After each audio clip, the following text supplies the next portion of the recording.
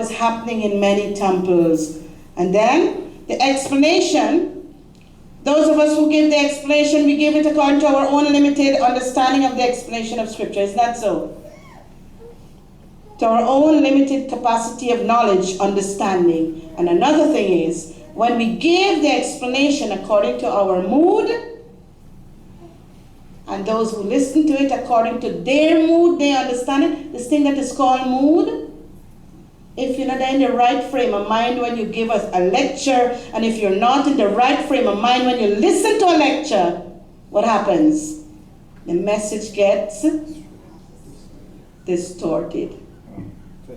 And that is what has been happening. Those listening will also listen according to their own capacity to understand and their own mood of power to disseminate. So by the time the knowledge gets to us in this age and this time, the original message gets lost. It gets contaminated. It gets interpolated. And for example, the children, if they have a teacher in school, they go to school, all of us, you have a teacher, you have a teacher in school teaching a subject. And the teacher, while teaching the subject, you don't like the teacher, another teacher comes and teach. You would find that you're more receptive to who you can listen to. And this is what happens in the society today. The aim and the intention of religion, sisters and brothers, is to unite, not to get disharmony. And so we need to create that peace and that harmony. But today, we only listen, we read, we sing the praises of Ram, and we say, Ram live in Kali Yuga, what you got to do now? And we do not walk the path that Ram walked. Sisters and brothers, we need to make that change. We need to understand. You know, many times we read scripture, but we don't understand. Example, you read Raja Dashratha. He had 3 queens. Why did he get 3 queens? Because he can maintain them. He can build one house and give them. And he can write a check and give them every month to pay the bill. No.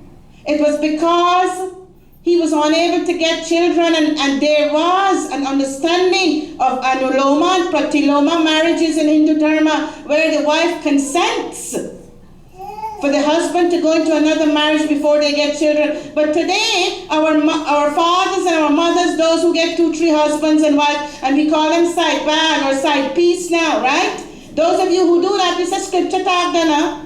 Why can we not do it?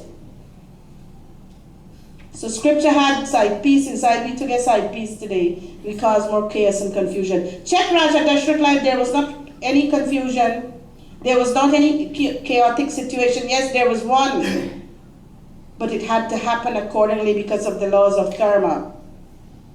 And so it is said that we need to separate. When we talk about the Devatas fighting, how many of you say, you see, you know, when the people, they come and they knock at our doors and they say, believe in the Lord and you'll be saved. Because you Hindus, you worship demonic people. All of them, they carry weapons in their hand.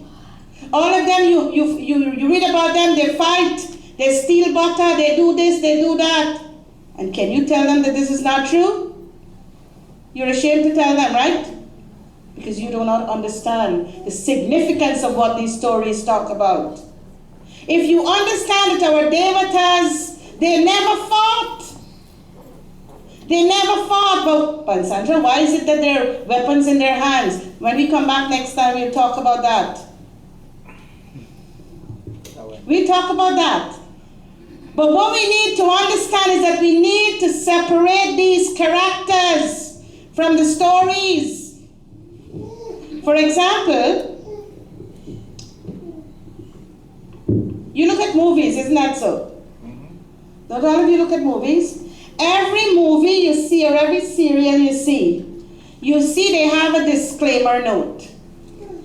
The disclaimer note says, all characters have no relationship to any person alive or dead. It is pure coincidental, all fictitious. Isn't that so? When you look at movies, Netta, I'm going to ask you a question now. The actors who are there acting the movie, aren't they real? Yes. But what they're portraying? Knowledge. You think you understand what I'm trying to tell you here this morning? The actors are real. They're playing a role in that movie, right? Yep. They're playing a role. The role is to teach you or give you a lesson, sir? Knowledge. Knowledge. But the actors are real. Every time you hear a story from our scripture, examine those stories. Examine those stories, sisters and brothers, and see what lesson can come from those stories. Our Ram, our Krishna, our Shiva, our Durga, our Saraswati, they were all real. But the messages they sent get lost. So what we do? We just put them in a cage of a murti. We dress them up very nice. And we worship them. But we don't worship what they stood for in life. All those devatas, the 33 devatas that we talk about, is present in each, every one of you.